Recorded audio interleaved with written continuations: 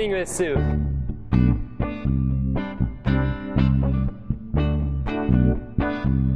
Je viens de la promo 2004. À l'époque, le SCE était en 4 ans. Première année, fin de première année, le stage. Deuxième, troisième année SCE et quatrième année, 6 mois de stage aux États-Unis et 6 mois à l'ESCE. Je suis parti 2 mois en Allemagne, très formateur en Allemagne de l'Est. Et ensuite, en fin de parcours SCE, la quatrième année, j'ai fait 6 mois à San Francisco. C'était le week-end d'intégration. C'est fantastique, c'est dans un château à Dampierre dans 78. Venir là, qui était un petit peu le démarrage de mon expérience de SCE, avec tous ces gens venus un peu de partout en France. Il y a 2 choses essentielles à l'ESCE, c'est déjà l'ouverture internationale. Ça donne vraiment envie d'aller voir ce qui se passe au-delà de nos frontières.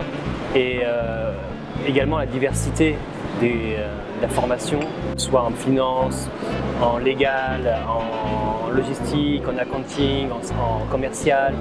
Donc tout ça fait qu'aujourd'hui, moi j'en bénéficie beaucoup. Cette polyvalence dans la formation de l'ESCE, pour moi, est un atout majeur pour tous les étudiants. Alors, juin 2004, diplômé de l'ESCE, j'ai commencé en tant que commercial chez Sagem, du groupe Safran, donc la grosse entreprise française, 80 ans.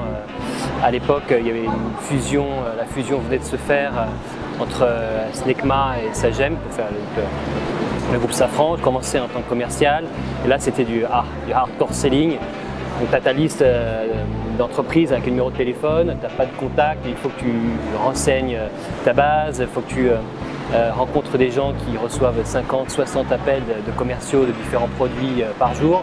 J'ai fait ça pendant un an et demi. Dans un an et demi, j'ai voulu faire autre chose, aller dans une entreprise un peu plus de taille humaine. Et j'ai trouvé, via une collègue de Sagem, une entreprise qui s'appelle GoFluent. J'ai commencé là-bas en tant que commercial et c'est une entreprise qui fait la formation d'anglais à distance et beaucoup plus petite sur le marché international forcément. Au bout de 7 mois, je suis passé manager du département relations clients, donc je suis passé de l'autre côté plutôt management du compte, gestion, faire en sorte que les formations se déroulent correctement avec les apprenants. Donc ça c'était en 2007, puis après j'ai été promu directeur administratif sur l'entité française, donc j'ai dû monter une équipe qui allait supporter l'activité commerciale dans tout ce qui est partie enregistrement de commandes, suivi des commandes, des crédits de formation, facturation. Et puisqu'on avait déjà à l'époque une entité à Manille, donc low cost, on a commencé à externaliser des process là-bas et donc je commençais à faire des allers-retours à Manille jusqu'à m'installer définitivement en janvier 2009 ici dans le nord-est de Manille où je suis arrivé là-bas pour continuer à faire l'externalisation de ces process, monter une équipe process monde puisqu'on a des entités partout en Europe et un peu en Asie. Fil en aiguille, je suis devenu donc ce qu'on appelle country manager, donc directeur des filiales locales ici. Directeur des opérations, en anglais c'est Chief Operating Officer et Chief Financial Officer. Donc directeur des opérations et directeur financier. J'ai switché sur la partie financière puisque je reprends petit à petit la partie gestion finance groupe avec couverture de change, avec tout ce qui est reporting business, reporting comptable et différents appels avec des investisseurs potentiels. Mon parcours est un peu le résumé de ma formation SCE avec un petit peu de touche à tout et j'avoue que c'est assez motivant de pouvoir avoir une diversité professionnelle aussi grande. La notion du temps est vraiment différente ici. En France, on aime bien tenir des deadlines.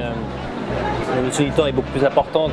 Ici, l'approche temporelle est différente. Par exemple, si vous demandez à un Philippin qu'est-ce que tu fais, quand est-ce que tu auras fini, oh là je suis sur la 3e partie.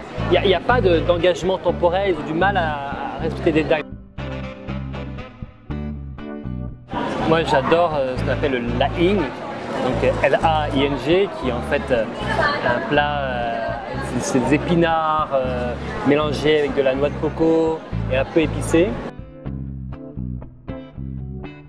suis mis au golf parce que c'est pour moi le seul moyen de pouvoir être dans des endroits qui sont un petit peu verts et échapper à cette urbanisation sans limite. Moi, mon premier conseil, ce serait à la sortie de l'ESCE, de ne pas vraiment faire de plans sur la comète, sur la qualité de ce que je veux faire dans 1 an, 3 ans, 5 ans. Mais le premier conseil, c'est vraiment de prendre pas mal de distance avec toute la pression liée à il faut que je fasse une carrière dans un domaine spécifique. Je pense que c'est important de démarrer quelque part, c'est sûr, d'avoir mettre le pied à l'étrier et après la vie professionnelle, c'est un monde d'opportunités, le réseau et puis le talent des diplômés orientera forcément ces gens-là vers les métiers qui leur plaisent. Deuxièmement, j'irais surtout pour ceux qui vont s'expatrier. Moi, je conseille vraiment d'éviter toutes sortes de communautarisme. C'est quand même important de pouvoir s'intégrer à la population locale. Alors, à Philippines, c'est extrêmement facile, tout le monde parle anglais, les gens sont souriants, viennent vers vous. Puis, troisièmement, c'est plutôt la culture d'entreprise qui est pour moi fondamentale dans le développement professionnel et personnel d'un salarié, d'un diplômé CE. Je pense que si la culture, la valeur, l'ambiance d'une entreprise correspond, naturellement, le diplômé va s'épanouir, s'ouvrir, être curieux, se faire des formations pour aller dans un métier, dans l'entreprise qui correspond vraiment à ses ambitions intellectuelles, professionnelles et personnelles.